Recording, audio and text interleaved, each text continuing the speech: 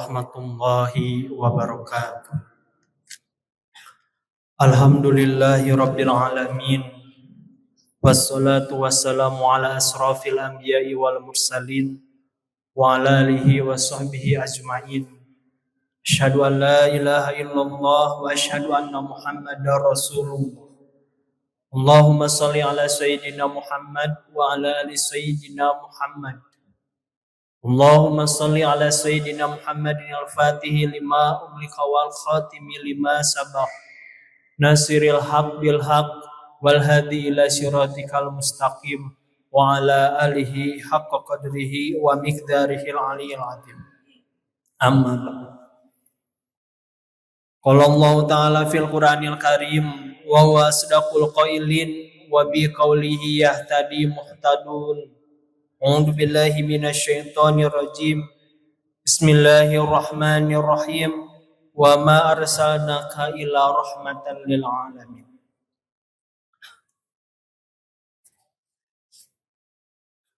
Alhamdulillah, pada siang kali ini marilah kita panjatkan puji serta syukur kepada Allah Subhanahu wa taala. Sholawat serta salam kita curah limpahkan kepada baginda alam Nabi Muhammad sallallahu alaihi wasallam, kepada keluarganya, para sahabatnya, tabi'in, atba'ut tabi'in, serta kepada kita semua selaku umat. Pada saat ini bahwasanya dunia sedang tidak baik-baik saja. Konflik yang terjadi di Timur Tengah mengingatkan kita pada zaman-zaman dahulu, zaman-zaman ketika memperjuangkan agama Islam. Para syuhada memperjuangkan, ikut berperang memperjuangkan agama Islam. Dan nyatanya hari ini kita diingatkan dengan beberapa peristiwa yang ada di Timur Tengah. Mudah-mudahan peristiwa yang sekarang sedang ada di Timur Tengah itu cepat dan segera membaik. Karena bagaimanapun sayoginya manusia seperti Rasulullah Nabi Muhammad diutus ke muka bumi oleh Allah Subhanahu wa taala sebagai membawa risalah dan menyebarkan rahmatan lil alamin, kasih sayang yang disebarkan oleh Nabi Muhammad SAW.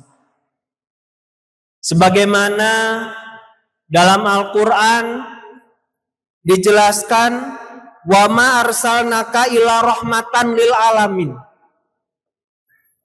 Tidaklah kami mengutus engkau Nabi Muhammad kecuali untuk menyebarkan, untuk membumikan rahmat, kasih sayang kepada seluruh alam. Oleh sebab itu, mari kita jaga bersama-sama sampai jangan ada pertumpahan darah, jangan ada kekerasan, dan tidak ada penderitaan yang dialami oleh umat Islam. Karena dalam Al-Quran sudah jelas, wa ma arsalnaka, wa ma arsalnaka, tidaklah kami mengutus engkau Nabi Muhammad. Di sini Allah menggunakan mutakalim al-ghair, nahnu. Dalam kaidah tafsir ketika Al-Quran menyebutkan nahnu, berarti itu sesuatu yang tandanya tidak ada selain Allah yang bisa berbuat seperti ini. Kadang Allah menyebutkan dengan mutakalim wahdah, dengan kata huwa. Namun di sini katanya nahnu mutakalim al-ghair. Di sini Allah menegaskan tidak ada yang bisa mengutus utusan kecuali Allah.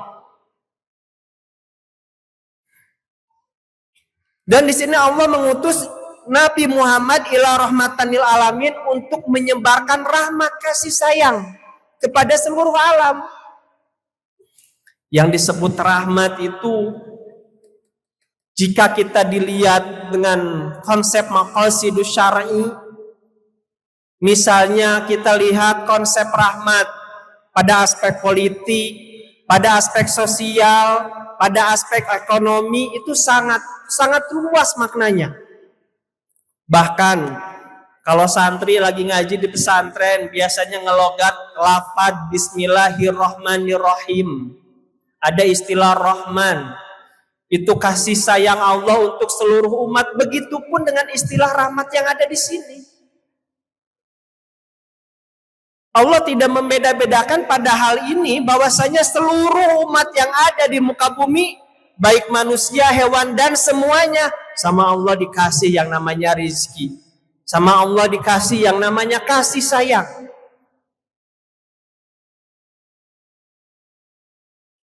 Contoh, kita ambil salah satu rahmat dalam aspek sosial.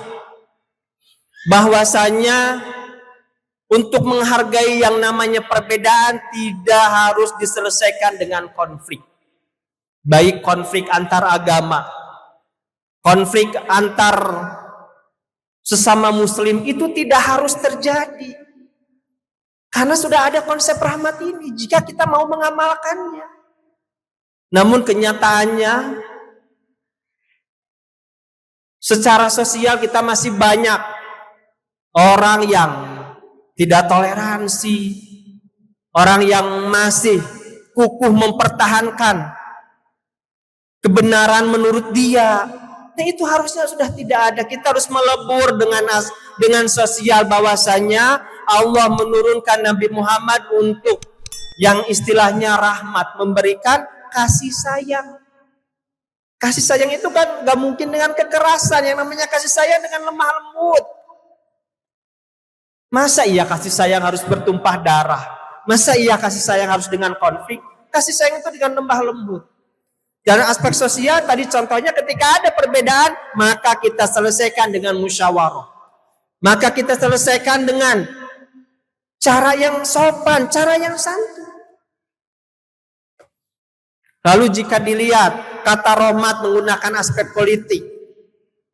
Di sini pemerintah, misalnya dalam surat An-Nisa, Atiullaha wa atiur Rasul wa ulil amri minkum, bahwasanya pemimpin harus menjamin kesejahteraan rakyatnya.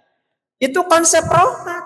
Kalau semua pemimpin di Indonesia mengamalkan konsep rahmat, maka pemimpin itu akan memperhatikan yang namanya masyarakat, terutama aspek kesejahteraan. Memberikan masyarakat hak beragama, melindungi berbagai kalangan masyarakat untuk melakukan ibadah dengan tenang, untuk melakukan berbagai kegiatan dengan tenang. Kasih masyarakat ini sesuatu yang penuh dengan kasih sayang. Jika pemimpinnya mengamalkan konsep rahmat dalam aspek politik, berikan hak-hak masyarakat, tidak ada istilahnya pembatasan dan lain sebagainya. Lalu kita lihat lagi aspek rahmat dari aspek ekonomi, aspek ekologi. Kita bisa menjaga bumi dengan cara menanam pohon. Itu rahmat kasih sayang yang kita curahkan kepada alam semesta ini. Jangan sampai kita merusak hutan, jangan sampai kita merusak laut. Kalau kita masih tidak sayang terhadap bumi ini, terhadap alam ini, berarti kita belum mengenal yang namanya konsep rahmat yang disebut Islam rahmatan lil alamin. Jadi intinya agama Islam tidak turun dengan kekerasan. Agama Islam tidak turun dengan konflik, tapi agama Islam turun dengan kasih sayang. Kasih sayang diaplikasikan dari berbagai kehidupan, baik sosial, politik, ekoteologi atau alam semesta dan lain sebagainya. Mari kita sama-sama mentafakuri bahwasanya apakah kita sudah mengamalkan konsep rahmatan lil alamin, kasih sayang antar umat muslim, kasih sayang kepada tetangga kita, kepada orang-orang yang masih membutuhkan dan lain sebagainya. Oleh karena itu marilah kita amalkan konsep rahmatan lil alamin dari berbagai kehidupan supaya kita bisa mendapatkan rahmat dari Allah Subhanahu wa taala. Cukup sekian, walafu minkum wallahu muwaffiq ila aqwamit thoriq. Assalamualaikum warahmatullahi wabarakatuh.